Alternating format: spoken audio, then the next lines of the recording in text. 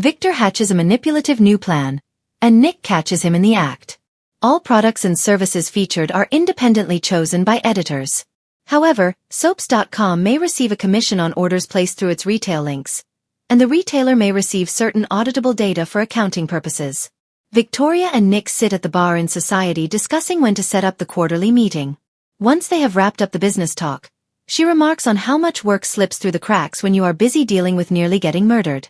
It's good they are so good at what they do.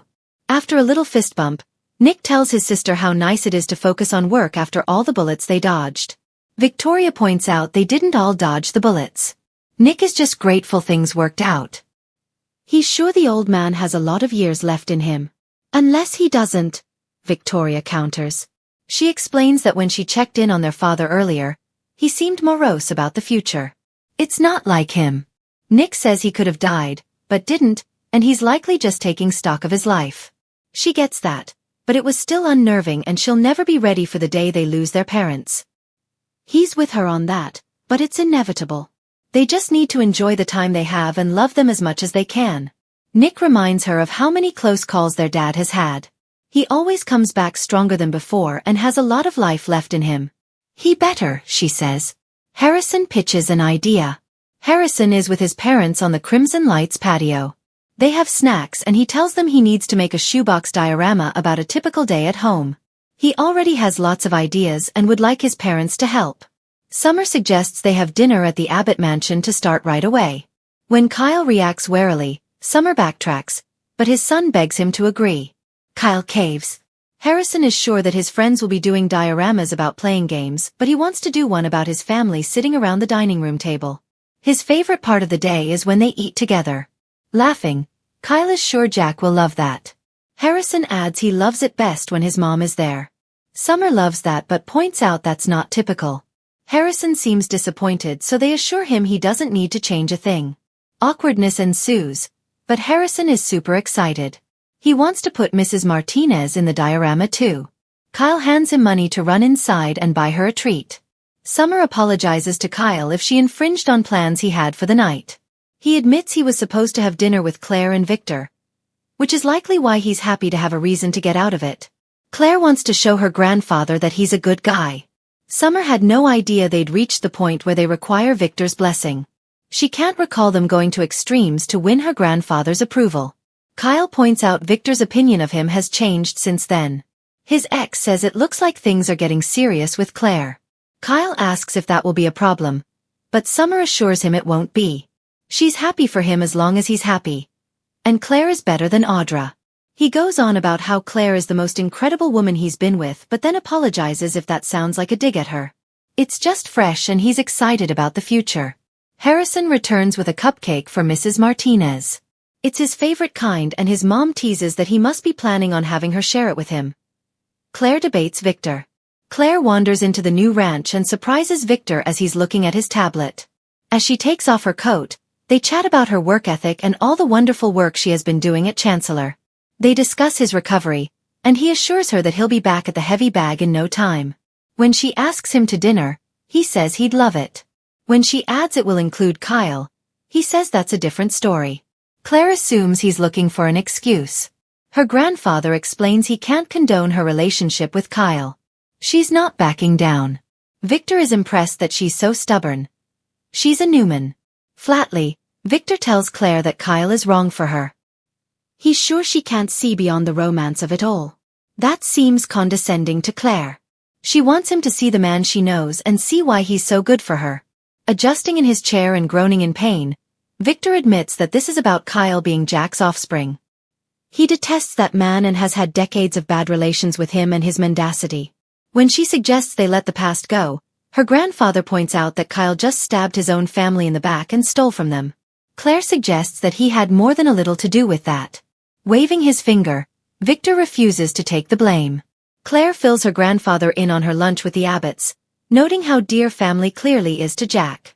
That warms the cockles of my heart, Victor snarks. He respected John, but Jack is a joke. He and Kyle both inherited everything. They are weak and built nothing from the ground up. Kyle went back to his family because he couldn't hack it on the outside. Victor's baffled Kyle would agree to have dinner with him. She explains that Kyle is willing to put his feelings about Victor aside for her sake. Claire knows that her grandfather has tended to step in whenever Victoria got involved with someone he didn't approve of. Victor points out that her mother married Billy Boy Abbott and that Ashland Locke guy, and they both broke her heart.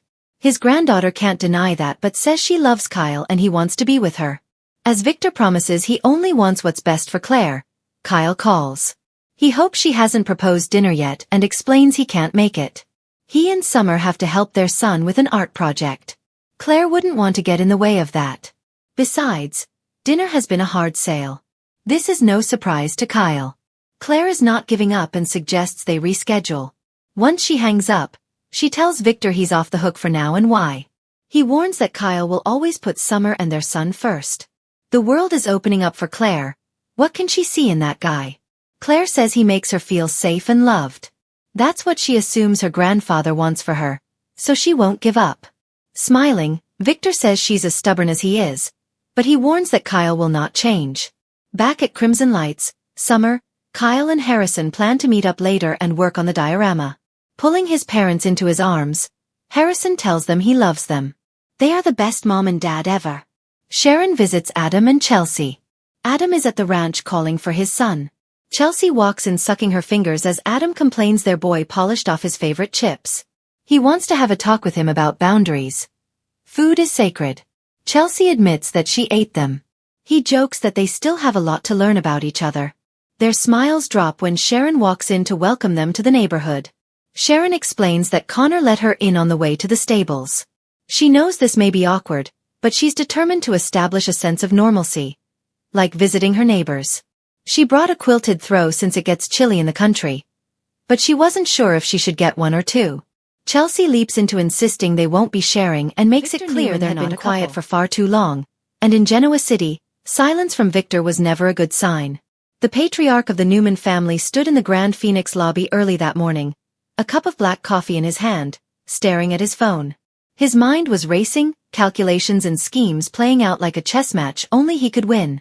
Victoria had been challenging him lately, more than usual, and that didn't sit right with him.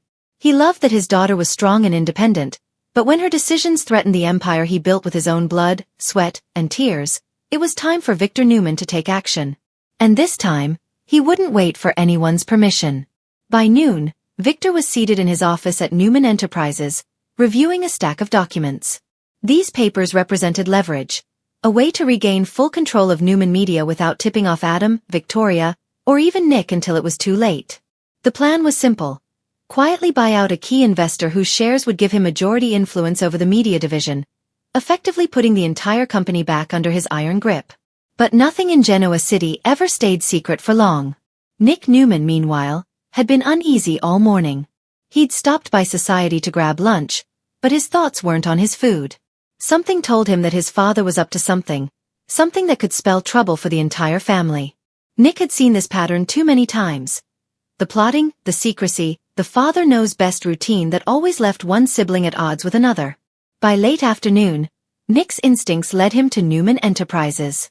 He took the elevator straight to Victor's office and found the door slightly ajar. Inside, Victor sat at his desk, speaking on the phone. "Yes, I want those shares transferred today. No delays.